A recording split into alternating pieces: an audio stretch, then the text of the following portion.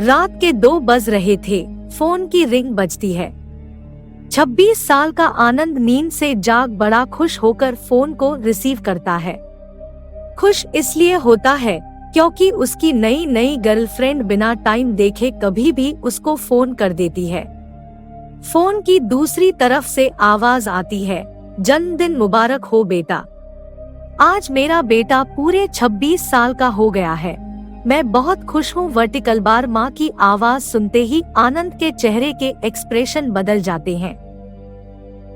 वो गुस्से में बोलता है, माँ तुझे समझ नहीं आता क्या? इतनी सी बात के लिए मेरी नींद खराब कर दी। यह बात तो तू मुझे सुबह भी बोल सकती थी। इतना कहकर वह फोन काट देता है। थोड़ी देर बाद फिर से फोन की रिंग बजती है। आनंद फिर से फोन उठाता है और इस बार फोन पर पापा होते हैं। आनंद इस बार आराम से बात करता है। थैंक यू पापा, आपने मुझे बर्थडे विश करने के लिए फोन किया, वो भी इतनी रात को।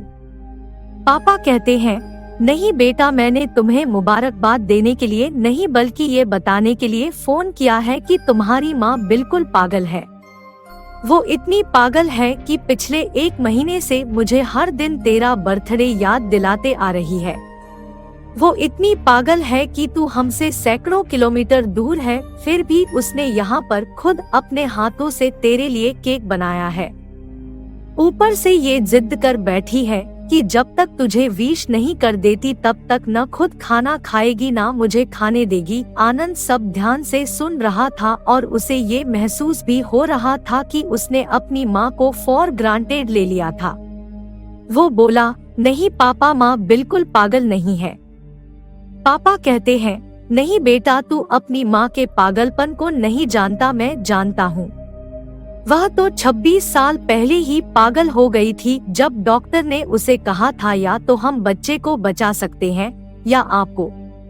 उसने बिना 1 सेकंड भी सोचे बच्चे को बचाने का फैसला ले लिया और मुझे भी कसम देकर उस फॉर्म पर साइन करने के लिए मना लिया था, जिस पर लिखा था उसकी जिंदगी इस ऑपरेशन से खतरे में और अगर उसे कुछ होता है तो उसके जिम्मेदार डॉक्टर नहीं होंगे। अब तू ही बता, बिना तुझे देखे जो औरत तेरे लिए मरने को तैयार हो जाए उसे हम पागल नहीं कहेंगे तो क्या कहेंगे? इतना कहकर पापा ने भी फोन रख दिया। आनंद ने भी अब यह महसूस किया था कि वह जो कर रहा था वो भूल नहीं गुनाह था। हाँ, एक बार किसी इंसान को दुख दो तो कोई बात नहीं, लेकिन भगवान को दुख देना गुनाह ही होता है और माँ भगवान से कम नहीं होती। पश्चाताप के आंसू उसकी आंखों से बह निकले। सवेरा होते ही आनंद अपने घर की ओर रवाना हो गया अपने माँ बाप से माफी मांगने के लिए। घर पहुँचते ही उसने पहले माँ से माफी मांगी जिसने उसे गले से लगा लिया। फिर वह अपने पापा से माफी मांगने लगा। पापा ने कहा, कोई बात नहीं बेटा, जा तू वापस चला जा। तेरी माँ हमेशा कहती थी कि तू उसे बुढ़ापे में संभालेगा, लेकिन मैं उसे समझा दूंगा। जैसे आज तक मैं उसे संभालते आया हूँ वैसे ही आगे भी मैं उसका ख्याल रखूंगा। उसे भी यह समझ लेना चाहिए जो बेटा उसके एक फोन करने से परेशान हो जाए वह उसे उम्र भर क्या संभालेगा।